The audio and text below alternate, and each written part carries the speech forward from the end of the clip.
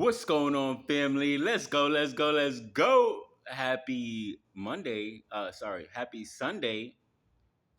It's your boy, Crazy Faith, the God in the building. You already know what time it is. About to drop some quick value for you guys today, and we're gonna dive straight into it. My phone is on like 2%. So, today's topic is actually gonna be, you know, today's topic is actually going to be, keeping God on the throne, right? Keeping God on the throne, right? Some of us have other things that's on the throne, and that could honestly, make you weak. I was one of those persons, to have other things on the throne, and then when I realized how powerful when you have God on the throne, meaning like he's like the first thought, the dominating thought that's on the screen of your mind, like that's what you focus on all, like pretty much the majority of the time of the day, like you always, having God first place, right? I realized that it's a different outcome when you don't keep God on the throne. So when you do keep God on the throne, right, you live in freedom, you live in power, you live in trust, you live protected, right? You live protected, you live fulfilled, you live joyful, you live peaceful. You got this sense of power and freedom, right? That's when you have God on the throne. So when you don't have God on the throne, right, you get the opposite effect. You feel weak, you feel drained, you feel tired, you're not at perfect peace. But when you keep God on the throne, you have perfect peace. You're joyful. You're moving forward, and you're just able to eliminate a lot of distractions and things that are just not adding value. And you get the true essence of life. You get to experience the real life. You get to break the chains. You get to live in freedom. But the moment you don't keep God on the throne, you get the opposite outcome, right? You're weak. You're weak. You're drained. You're just not there. You're just not all the way there.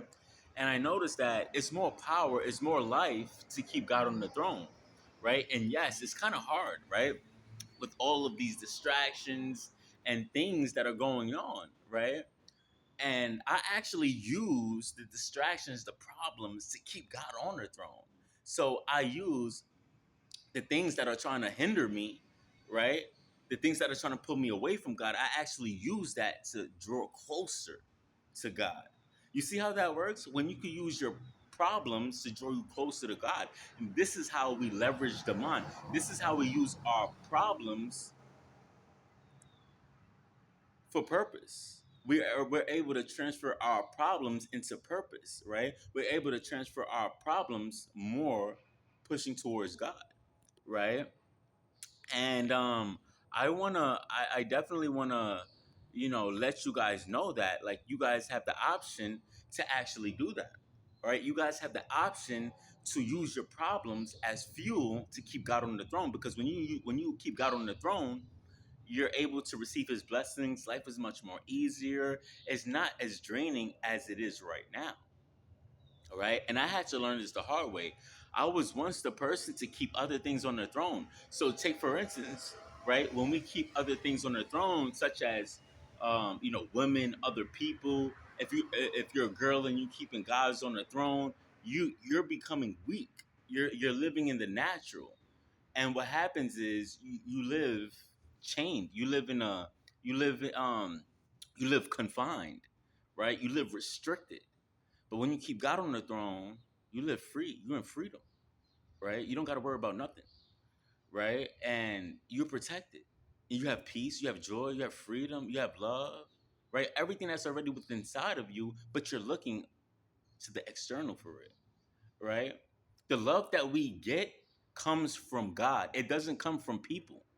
The love that you're looking for, it comes from God. It doesn't come from people, right? God gave us the love. He created the love. So we need to seek God, right? And then we get the love, and then now we get to share it with other trustworthy people, right? Some of us are looking for love through people when God is the creator and the supplier of love. That's how everybody has love. If God didn't create the love, we wouldn't have the love. We wouldn't have love to give.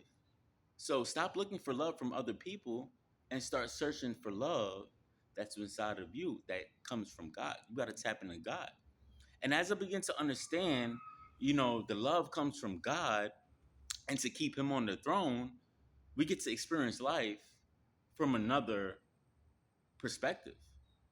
We get to shift our mindsets and be able to give life and to give joy, peace, and everything from the kingdom, right? When we keep God on the throne, these mosquitoes, right? When we keep God on the throne, right?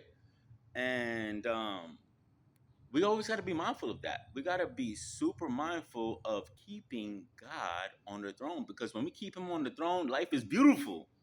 Life is amazing, right? But then the moment we're not close to God, it's all evil, temptations, right? All of these crazy things that don't add value. It doesn't add value. So we got to stay close to him. We got to stay super close to him in order to live in freedom, to be inspiration, to be a motivation to other people, to be all that you can be. You have to stay close to God and to understand and to figure it out and to bring it to light. Right? It's all a transformation process. But when you get to understand it, you get to be different. You get to be not mundane and average like a lot of people, right? We got to be able to stretch and grow. I was once that average person. I was once that mundane person, and I choose to grow over staying the same, right? And I encourage you to do the same as well, right? We are all created in God's image. We all have gifts and talent and dreams and goals within inside of us. Let's start tapping into that and understanding who we really are. Stop looking outwardly for love and pleasure and all of this stuff when everything that God has given you, it's already inside and it's time to develop and understand who you really are. And that goes for me too, right? That goes for me too. I got to tap in more to understand who I am so I could give back to the world and help other people out, right? The moment you don't know yourself, you can't even help nobody. The moment you're looking through other people's perspectives, you lose sight of who you really are, right? It's time to look within you. The blessing lies within you, nobody else. The blessing lies within inside of you, nobody else.